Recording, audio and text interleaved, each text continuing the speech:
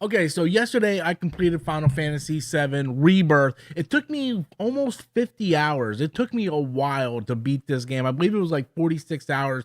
So I did my first initial impressions, my honest first impressions of the game last week. Now that I finally completed the game, I want to actually just sit back and talk about the game freely without kind of holding anything back, not really getting into the whole mechanics, but the different direction that this game took compared to what the original game was, or even something like the remake of the game. So without further ado, guys, sit back, relax, hit that like and subscribe button if you haven't already done so, and let's get into a more discussion of Final Fantasy VII Rebirth.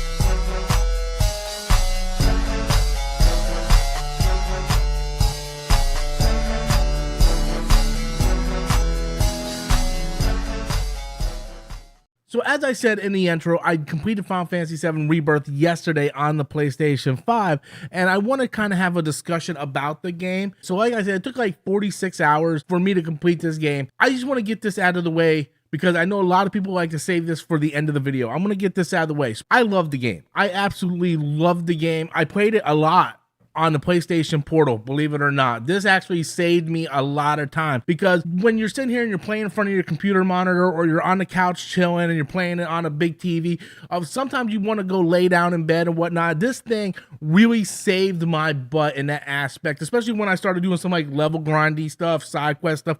This really helped out a lot, and I plan on doing a review on the PlayStation Portal very, very soon. But I'm really, really happy with this purchase. I didn't know how this was going to be, seeing how this was just a remote play Wi-Fi device, but this was awesome. Like, this really came through, and this really kind of opened my eyes up to getting more JRPG games on here, because normally when a JRPG game comes out, like Octopath Traveler 2 or Star Ocean Second Story, I usually pick it up on the Nintendo Switch because I have the portability factor with the Switch, where I can play it on TV or in handheld mode.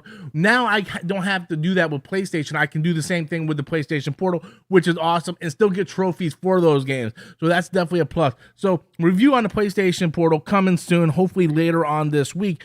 So yeah, big fan of this game. So I just wanted to get that out, because I know a lot of people say that for the end of the review, like, well, how did I really like it? I loved this game. Even if I have questions and maybe not necessarily like the direction on everything that they went, I loved this game. I was smiling from ear to ear for the whole 46 hours that I played. And I'm pretty sure my wife is happy that I beat the game, because now she gets her husband back. But absolutely loved the game. I loved the remake, right? I loved Crisis Core. You know, I have the original games right here. So that's what I want to kind of talk about. So yes, they changed a lot of stuff in the remake and in this game. It's not a one-for-one copy of Final Fantasy VII. And that's okay, because you know why? I have the original Final Fantasy VII. It's available on literally every platform you can think of, right? It's digital. You can get that game anywhere. You can get on the PlayStation Store, Microsoft Store, Switch Store, mobile, Steam. It doesn't matter. You can get that game anywhere. I also have the original. So if I ever want to play the original, I have it. I'm fine with that. Give me something new. Give me something different. As much as I love the Resident Evil remakes, Resident Evil 2, 3, and 4, I love those remakes. I wish they would have done a little something different with some of them. They do some things different, absolutely, but for the most part, it's very, very close and similar to the actual original games, which is fine.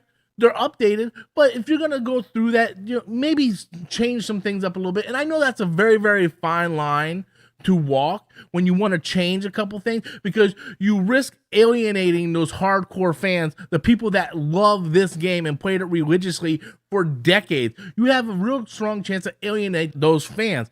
I think in the aspect of Final Fantasy VII Remake / Rebirth, they were able to do a remake where they're telling loosely the story of Final Fantasy VII, but adding all new dimensions into the game. And I kind of appreciate that. One of my favorite aspects of Final Fantasy VII was Final Fantasy VII Crisis Core on the PSP. I love this game. This is in my top 5 favorite Final Fantasy games of all time. And this is just a spin-off. This doesn't even count as a mainline Final Fantasy game. This is just a spin-off of Final Fantasy VII. And this is one of my favorite Final Fantasy games of all time. So when it got the remaster treatment, I was like, yes, yes, yes, yes, yes. Played through this and absolutely just loved it. I bought this game on Switch. I bought this game on PS5. I bought this game on Steam. I double dipped 3 times on this game because that's how much I love Final Fantasy Crisis Core. So we get into the home stretch of Final Fantasy VII Rebirth.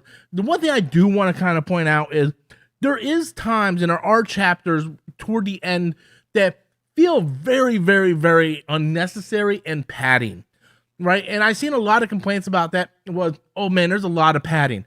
I honestly feel like this game could have been 10 hours shorter and you wouldn't miss anything, right? There's a lot of side quests and different things you can do in this game to extend the gameplay, to extend the gameplay time.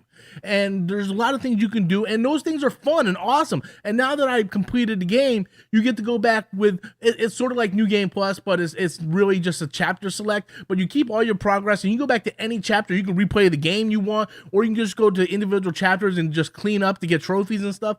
So I'm actually going back and doing a lot of the side quests that I kind of rushed through and ignored to get to the end game.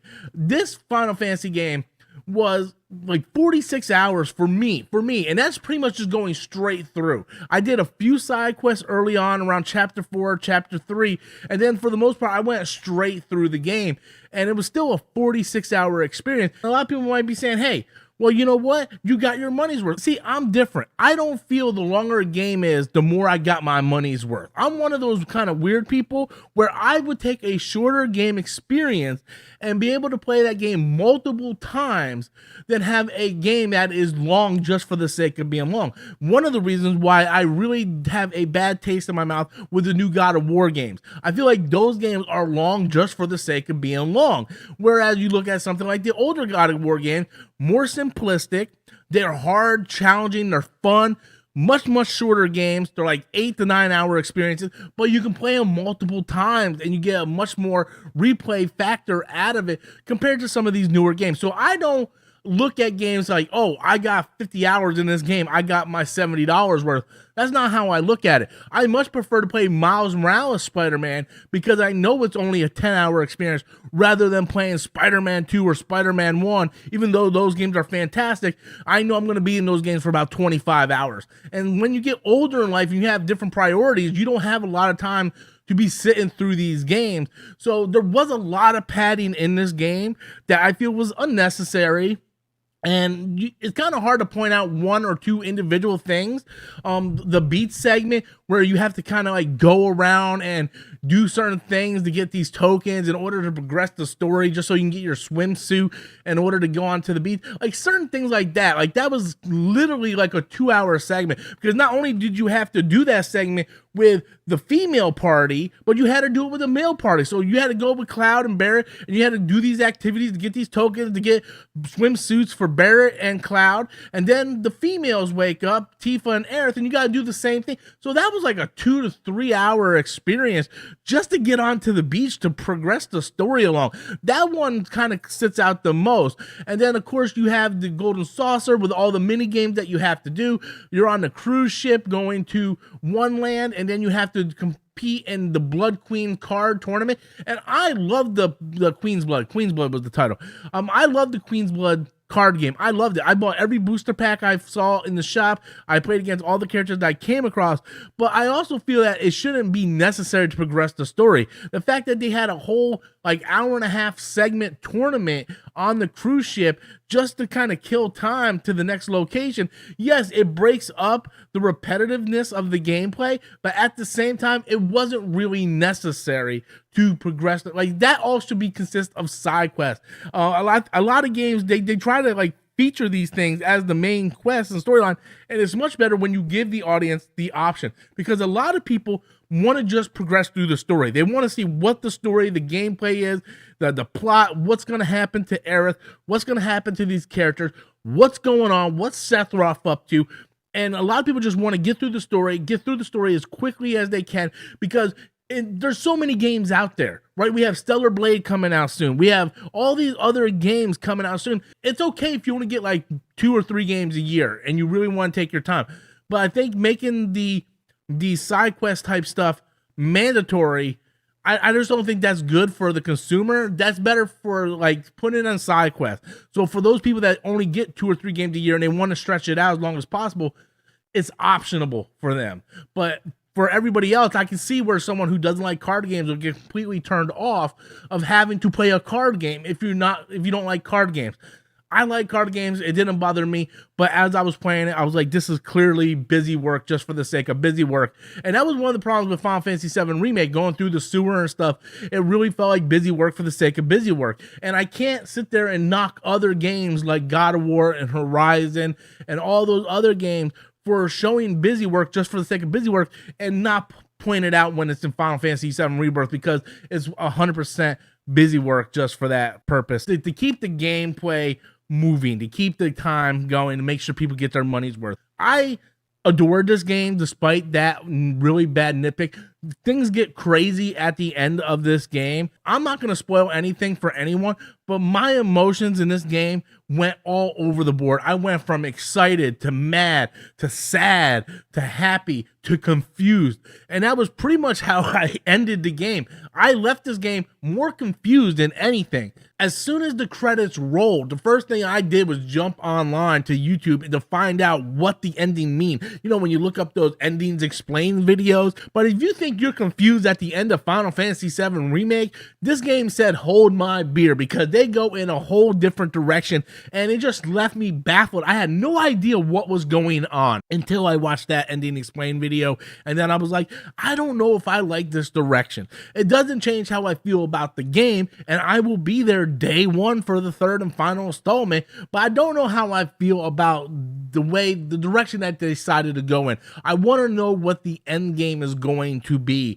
and as long as they nail the landing, because that's the most important part. If you nail the landing, it makes everything else better. I adore Final Fantasy VII Remake. I absolutely loved a lot of aspects of Final Fantasy Rebirth, even though it left me absolutely mind-fucked at the end of that game. Had no idea what was going on. And to be honest with you, there was a lot of times in this game I didn't know what was going on. And I'm a guy who played the original Final Fantasy VII. So I was just like, I don't know what's really going on. What direction are they going? I felt like I was playing Kingdom Hearts, because I'm gonna be honest with you, even though I love Kingdom Hearts, half the time I don't even know what's going on in Kingdom Hearts. I'm just going along with the ride, baby. Just take me on the ride, Sora, you know? So I didn't know what was going on. So going into the end of this, I was hoping they were going to clear up a lot of the stuff that happened at the end of Final Fantasy VII Remake. But not only did they not clear it up, they doubled down on it, and it left me even more confused. That's not spoiler. I'm not spoiling anything. I'm not telling you what's going on and what's not going on. I'm just saying you're going to sit there and you're going to be like, oh man, this is awesome. This is crazy. I can't believe this is happening. And you're going to be excited and you're going to be happy. And then you're going to be like sad. And then you're going to be like, what just happened? What? That was my reaction, and it completely baffled me. Wrapping this up, I will just say this. I had a blast playing this game. This past week was a fantastic time jumping back into that world and playing these characters. And these characters have been around so long that they feel like they're a part of me. And they just mean so much to me. That might sound crazy. People might think I'm stupid, but they mean so much to me. And being able to spend this past week with these characters again, living in that world, meant a lot to me. And despite, me being mind blown at the end and not really knowing what the heck is going on in the future, I wouldn't change the fact that I had a awesome time just playing this game. We can talk about the visuals, performance mode, graphics mode. If you want to talk about all that, I have my first impressions video where I get more technical in the graphics and the gameplay and the controller scheme and all that stuff. I get all nitty gritty in my first impressions video. So if you really want to know about that stuff, the specs and mechanics of the game, how well it runs and all that, I highly recommend you go check that video out. I just want to talk about my experience playing this game, how I felt after I ended this game, and how I was just left on the couch with my jaw dropped tears running down my face and just not really understanding what direction we're going into. And now we're going into the end game and what's next for these characters as they finish off this story.